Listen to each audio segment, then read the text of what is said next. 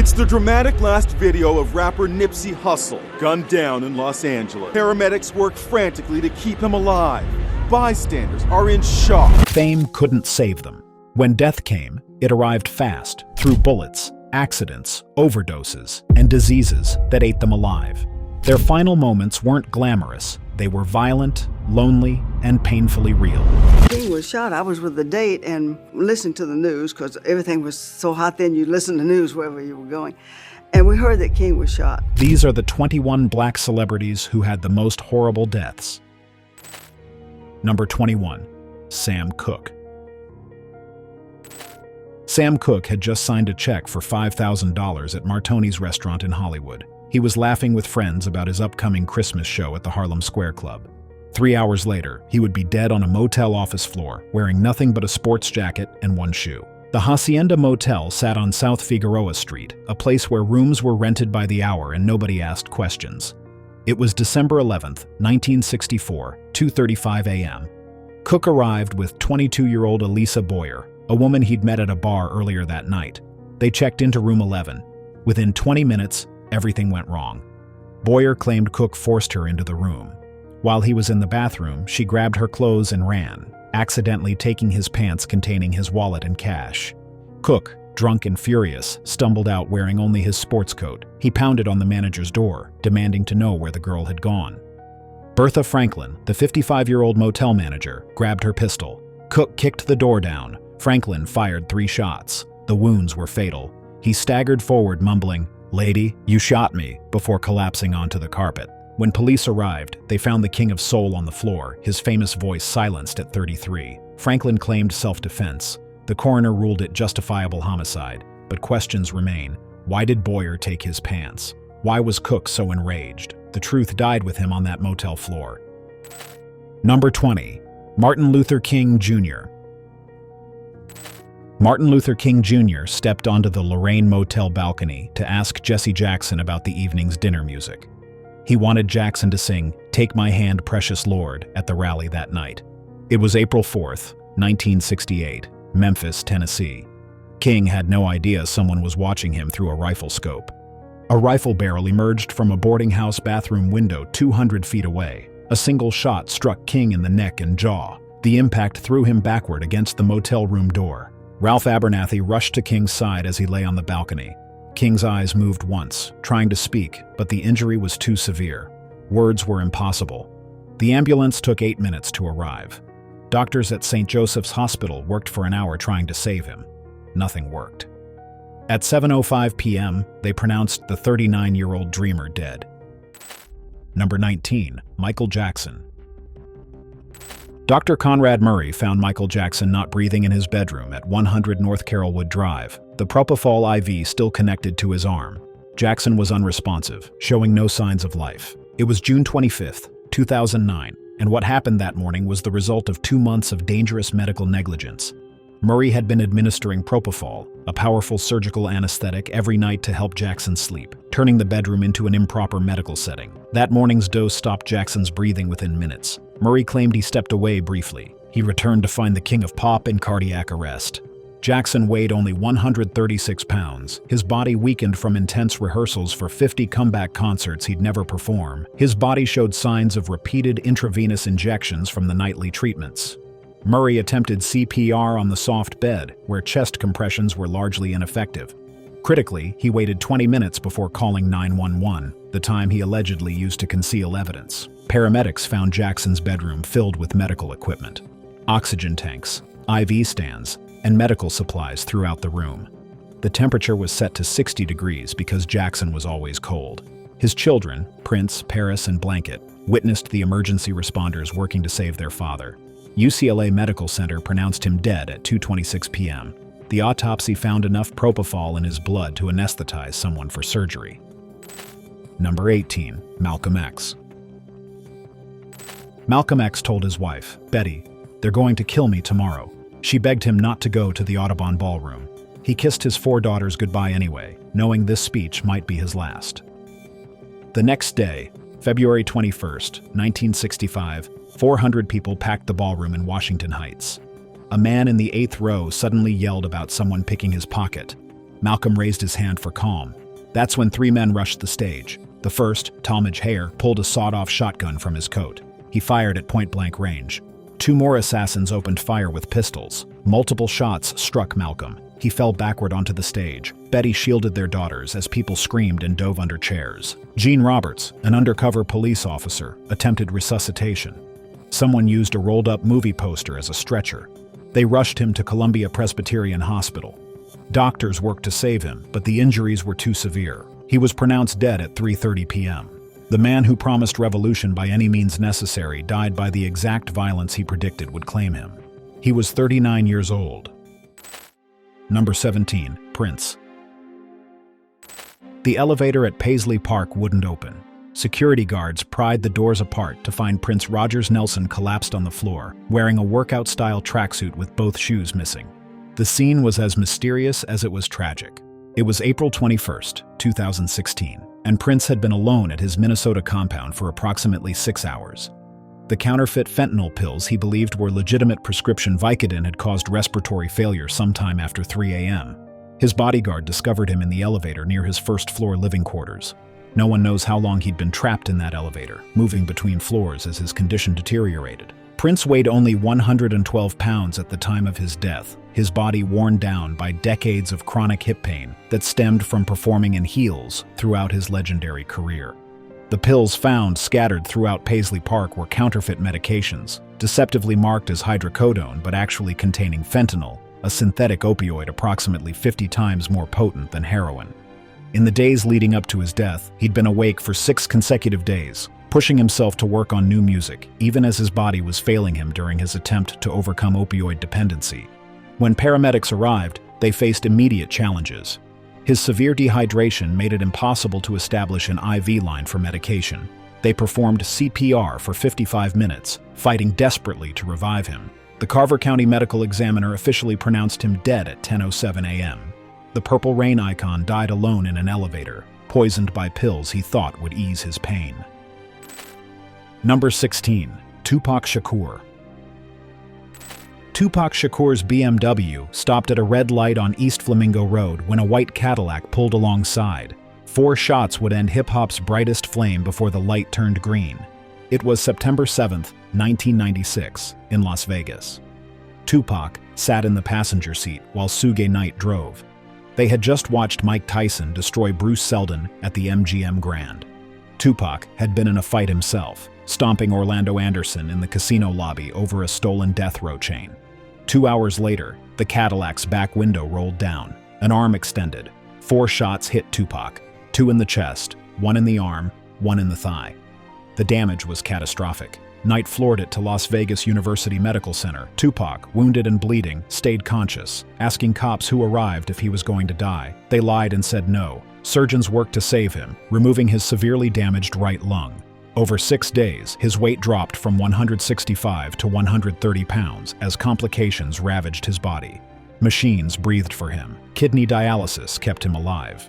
On September 13th, Afeni Shakur, his mother, made the decision to stop life support. Tupac's heart kept beating for another hour before finally stopping. He was 25. The murder remains unsolved. Tupac had predicted his death in song after song, rapping about dying young so often it felt like prophecy. Number 15, Chadwick Boseman. Chadwick Boseman filmed Black Panther with stage 3 colon cancer eating him from inside. Between takes of fight scenes, he'd vomit blood in his trailer, wipe his mouth, and return to set. Nobody knew. He was diagnosed in 2016 and kept the cancer secret through 7 films. By 2019, it reached stage 4, spreading to his liver and lymph nodes. His weight plummeted from 195 to 110 pounds. Costume designers secretly took in his Black Panther suit 4 times. Makeup artists covered the hollows in his cheeks. He wore padding under clothes to hide his skeletal frame. Every Wakanda Forever salute sent pain through tumors pressing against his spine. August 28, 2020, Los Angeles. Boseman died at home with his wife, Taylor, and family present. His body had shrunk to 98 pounds. The cancer had spread everywhere: bones, brain, organs, all riddled with tumors. He'd turned down chemotherapy's worst side effects to keep working, choosing quality over quantity. His last Instagram post, promoting voter registration, showed him gaunt and exhausted. Fans worried about his weight. They had no idea he was already dying. Number 14. The Notorious B.I.G. Christopher Biggie. Wallace's SUV idled at a red light on Wilshire Boulevard when a dark Chevy Impala pulled up on his right side. The driver's window lowered slowly, deliberately, like a curtain rising on the final act. It was March 9, 1997, in Los Angeles. Biggie had just left the Soul Train Awards after-party at the Peterson Automotive Museum. He weighed 395 pounds, too large for the seatbelt to fit properly, sitting in the front passenger seat of a GMC Suburban. The Impala's driver, wearing a blue suit and bow tie, extended a pistol. 4 shots ripped through the passenger door. 3 hit Biggie's chest. 1 missed, lodging in the doorframe. The damage was devastating and immediate. Biggie's security guard ran red lights, racing to Cedars-Sinai Medical Center. Doctors worked desperately to save him, but the injuries were too severe. His heart, already stressed from carrying nearly 400 pounds, couldn't survive the trauma. At 1:15 a.m., 26 minutes after the shooting, Christopher Wallace was pronounced dead. He was 24 years old, killed 6 months after Tupac, completing hip-hop's deadliest rivalry. Like Tupac's murder, his case remains unsolved. 2 kings of rap silenced forever by bullets nobody claims to have fired. Number 13. Kobe Bryant. The helicopter flew straight into a mountain hidden by fog.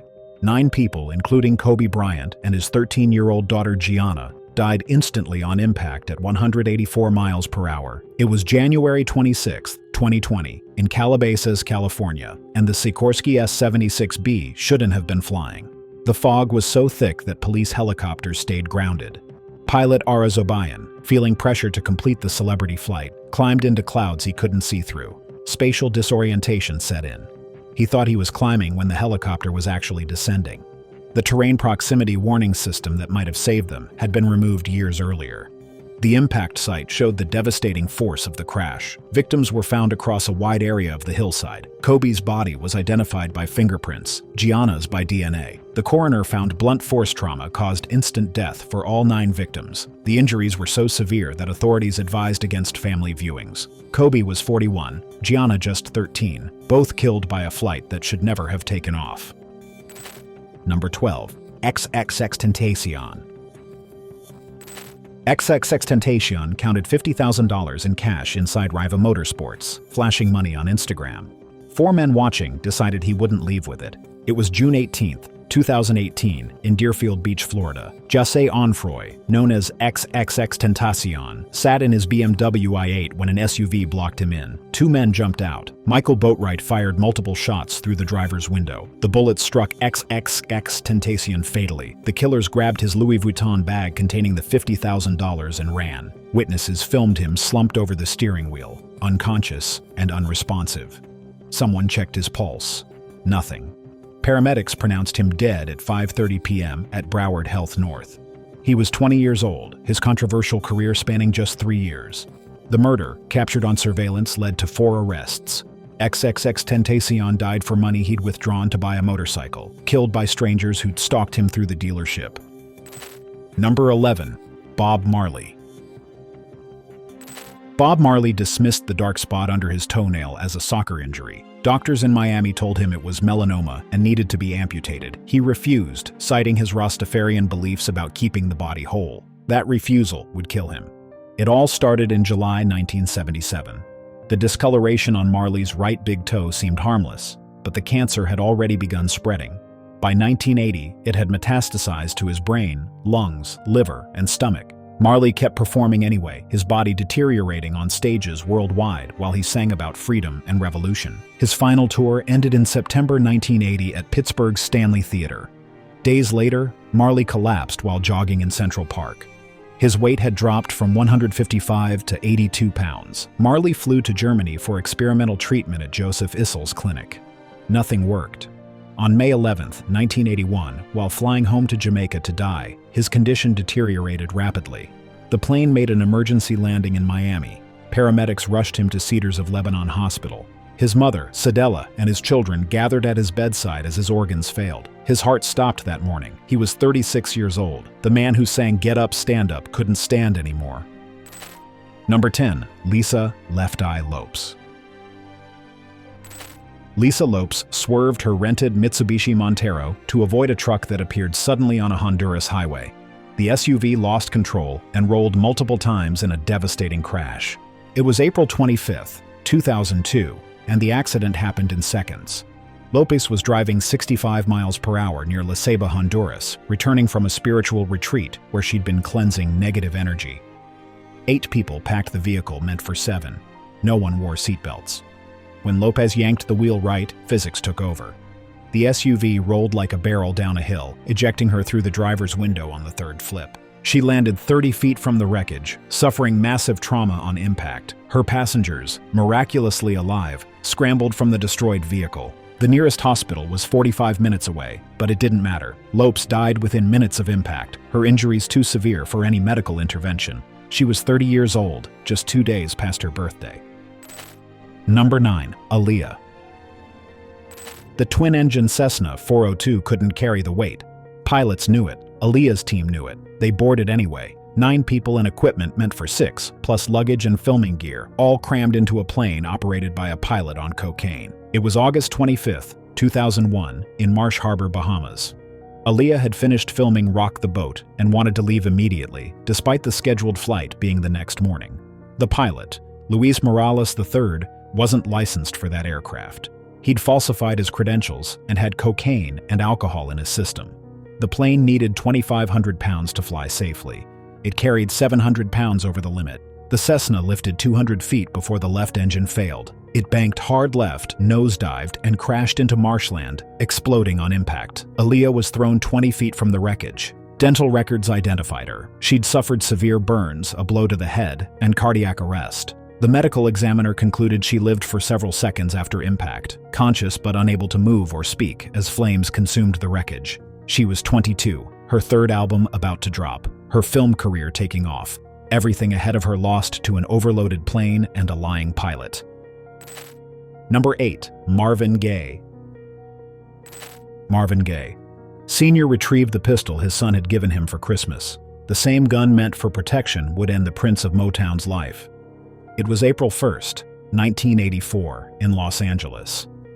Marvin Jr. was trying to break up an argument between his parents when his father shot him. The first shot struck his chest fatally. Marvin fell forward. His father fired again at close range. Marvin crawled to his mother, Alberta. "I got what I wanted," he whispered. "I couldn't do it myself." Paramedics found Marvin unconscious and critically wounded. He died at California Hospital Medical Center, 1 day before his 45th birthday. The autopsy found cocaine in his system. Friends later revealed Marvin had been deeply troubled for months, talking about death constantly, too afraid to end his own life but provoking his father's violent temper. The gun he'd given his father for protection became the instrument of his own death, wielded by proxy. Marvin Sr. got 6 years suspended sentence for voluntary manslaughter. Number 7. Sammy Davis Jr.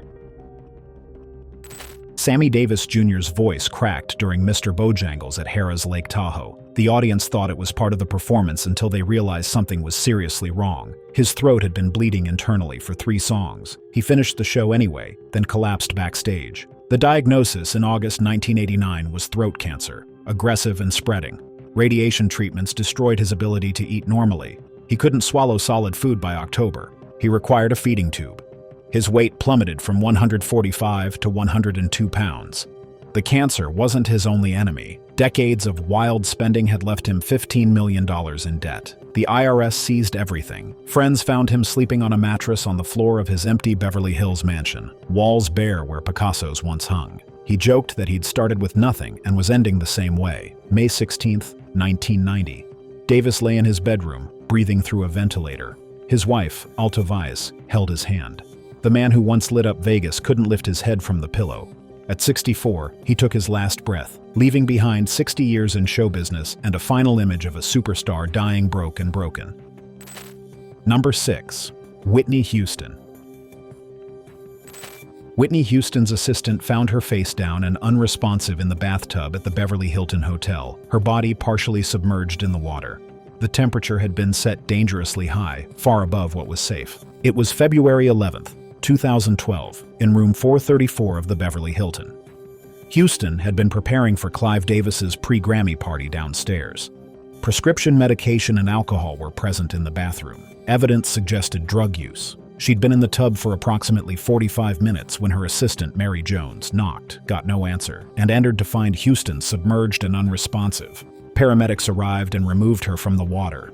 They immediately began resuscitation efforts, working for 20 minutes in an attempt to revive her. The woman who'd sold 200 million records was pronounced dead at 4:02 p.m. The coroner's report revealed cocaine in her system, combined with marijuana, Xanax, Benadryl, and Flexeril. Her heart, weakened from years of substance abuse, had failed. She'd lost consciousness and drowned in the bathtub. She was 48 years old, one of music's greatest voices, silenced in a hotel bathroom the night before the Grammys. Number 5. Gary Coleman. Gary Coleman's ex-wife Shannon Price found him bleeding at the bottom of his stairs, conscious but confused, asking why his head hurt so much. She called 911 but refused to go near the blood, claiming it made her sick. It was May 26, 2010, in Santaquin, Utah, and what appeared to be a simple fall was about to turn tragic. Coleman had fallen down the stairs at his home, striking his head on the concrete floor below. Coleman had suffered a serious brain hemorrhage from the impact. His body, weakened by decades of kidney disease requiring regular dialysis treatments, couldn't clot blood effectively. What might have been a survivable injury for someone in better health became life-threatening for Coleman. At Utah Valley Regional Medical Center, doctors performed emergency surgery to relieve the dangerous pressure building in his brain. Despite their efforts, internal bleeding continued. 2 days later, on May 28 at 12:05 p.m., Shannon Price, who still held medical power of attorney despite their divorce, made the devastating decision to remove life support. Coleman passed away within minutes, his small hands still showing the marks from 4 decades of dialysis treatment. At just 42 years old, the former child star who once earned $100,000 per episode died with $75,000 in debt, a stark reminder of how his fortune had disappeared. Number 4. John Coltrane. John Coltrane's saxophone sat untouched in his Long Island home for 3 weeks. His hands shook too violently to hold it. The man who played 4-hour sets without breaking a sweat couldn't manage 4 minutes without doubling over in agony. July 1967. Coltrane's condition had deteriorated rapidly. Liver cancer had spread throughout his body, though he didn't know it yet. He refused medical help for months, believing meditation and fasting would heal him. By the time pain forced him to Huntington Hospital, he weighed 108 pounds, down from 165. Emergency room doctors found the cancer had progressed beyond treatment. They gave him hours, maybe days. Coltrane asked for his saxophone one last time. His wife Alice brought it, but his fingers couldn't form the positions that once created giant steps and a love supreme. July 17, 1967, he passed away.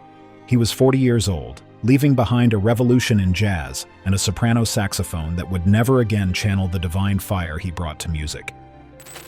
Number 3. Dinah Washington. Dinah Washington swallowed her morning handful of diet pills with champagne, the same breakfast she'd had for 5 years.